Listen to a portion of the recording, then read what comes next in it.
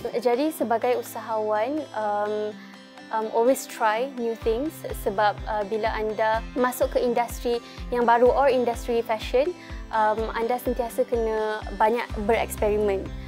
Jadi semangat untuk sentiasa mempelajari benda yang baru itu adalah sangat penting.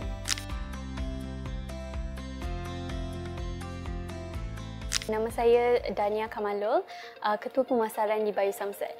Okey, jadi Bayu Samsat sebenarnya terlahir daripada minat yang sangat mendalam terhadap fashion, tetapi masih ingin mengekalkan elemen tradisi kita. Jadi kita ingin membawa baju-baju seperti baju kurung, baju kebaya lebih dekat kepada harian customer-customer kita. Jadi bukan sahaja di musim perayaan tetapi di harian mereka lah. PUNB semestinya membantu kita dari segi bisnes, mengekalkan bisnes untuk terus berlangsung. Jadi dengan with the help of PUNB, kita dapat meningkatkan rangkaian produk kita.